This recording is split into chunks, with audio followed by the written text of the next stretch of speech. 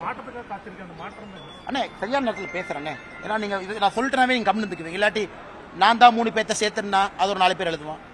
நீங்க பசுமொன் போலியா அவங்க 3 பேர் போனாங்களே பின்னாடி இருந்து இயக்குனீங்களான்னு எழுதுவான். அதனால் என்னுடைய பொறுமைக்கும் ஒரு எல்லை தான். ஏன்னா நான் பேச ஆரம்பிச்சேன்னா பல விஷயங்கள் பேசிடுவேன். ஆனா நான் பேசக்கூடாது.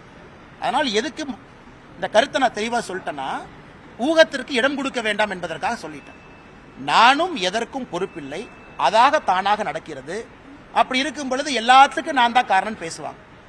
இன்னைக்கு நான் அதிமுகவை பத்தி பேசாம இருக்கேன். ஆனா அதிமுக இருக்கக்கூடிய எத்தனையோ தலைவர்கள் இன்னைக்கு என்னை தேடிட்டு தான் இருக்காங்க. ஆனாலும் அமித்ஷாஜி அவர்கள் நான் கொடுத்த வார்த்தைக்காக கட்டுப்பட்டு நிற்கிறேன். திரும்ப எனக்கு பேசுறதுக்கு எவ்வளவு நேரம் ஆகும்? 2 நிமிஷம் போதுமே. நான் கொடுத்த வார்த்தைக்காக அமைதியாக இருக்கின்றேன். ஒரு வார்த்தையை கொடுத்திருக்கேன், அதுக்காக அமைதியா இருக்கணும். அதனால் என்னை பொறுத்தவரை எல்லோருக்குமே ஒரு லட்சுமண் ரேகா இருக்கு, எல்லோருக்குமே ஒரு எல்லை இருக்கு. அந்த எல்லையை கடக்கக்கூடாது என்று நிற்கின்றேன். காலம் வரும்போது நான் பேசுறேன். ஏன்னா கோயம்புத்தூர்ல இருந்து சென்னைக்கு ஃபிளைட்ல போகலாம், ட்ரெயின்ல போகலாம், கார்ல போலாங்கன்னா ஃபிளைட்ல போகும்போது அவர் வர்றாரு, பார்க்குறேன். 2 முறை அவரை சந்திருக்கின்றேன். 2 முறை விமானத்தில் தான் சந்திச்சிருக்கிறேன். ஏற்கனவே சொன்னேன், அன்னை கடந்த முறை தூங்கிட்டாரு, நான் முழிச்சிருந்தேன். அப்புறம் வரும்போது அண்ணன் எந்திரிச்சு வெளியே வந்தாங்க. எதுவுமே பேசுறதுக்கான வாய்ப்பு இல்லை, ஜென்ரலாக தான் பேசணும்னு. அவருடைய அரசியல் வாழ்க்கை அவருடையது, என்னுடைய அரசியல் வாழ்க்கை என்னுடையது.